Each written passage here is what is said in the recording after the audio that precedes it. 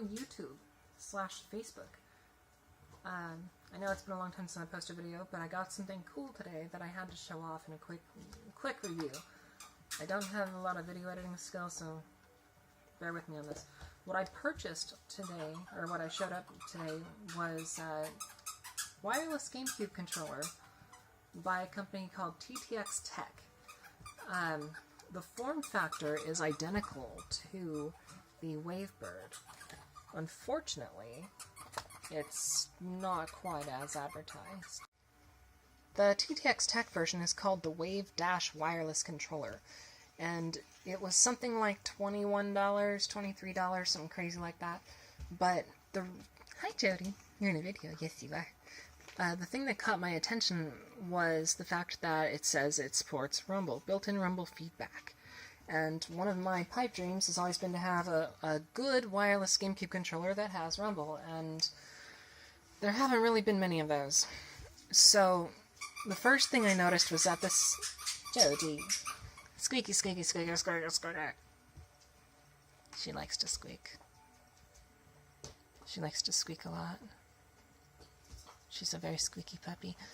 The first thing I noticed was that it's basically the same shell and form factor as the Wavebird, like down to the exact size, which makes me think that this is some Chinese knockoff company that got a hold of the molds, which, you know, not a bad thing in and of itself.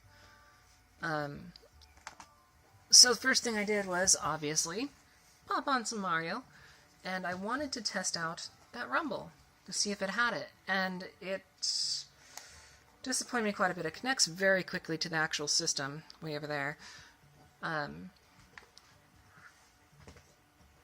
If I go and push the button, push that button, and then push this button, no shaky shakes. As everybody knows, Noki Bay, you spray the things, the controller goes fucking crazy. It did not go fucking crazy. So, I did the smart thing. Excuse the mess. And I took the controller apart. I actually opened it up. And as you can see, there is no Rumble motor to speak of whatsoever. So, a little bit of false advertising, but at the same time, I gotta put that back together later, it does have a lot of good benefits to it.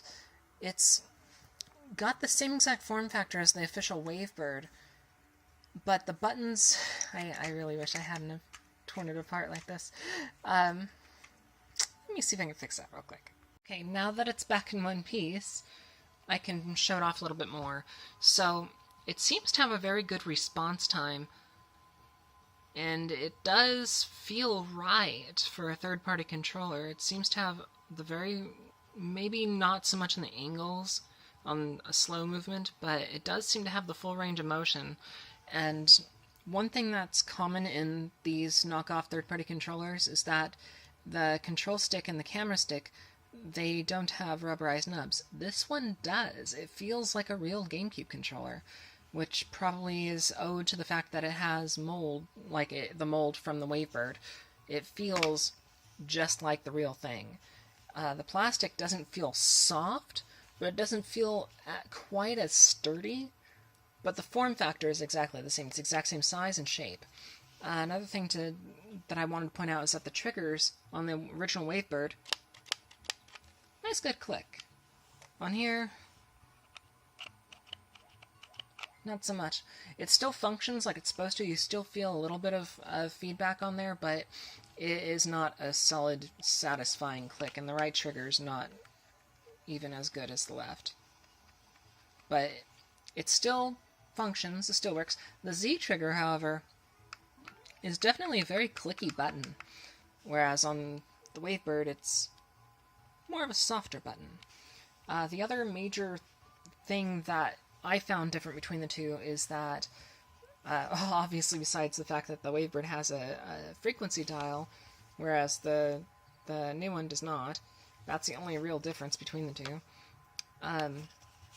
is that the travel on the buttons is slightly different.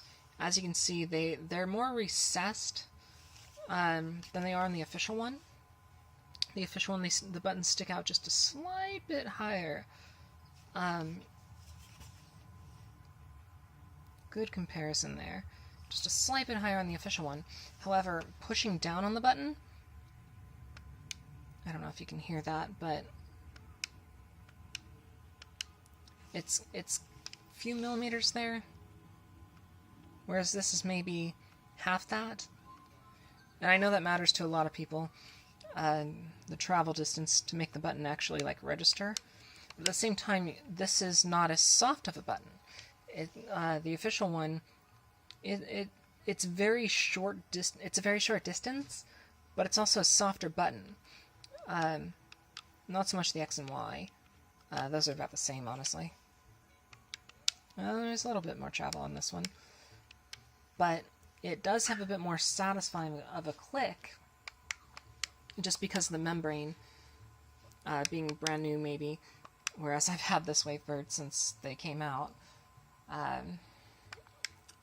But playing it with Mario here for a minute or there, and, you know, doing your little flip jumps and whatnots, it feels right, which is hard to say for a third-party knockoff controller. It does feel right.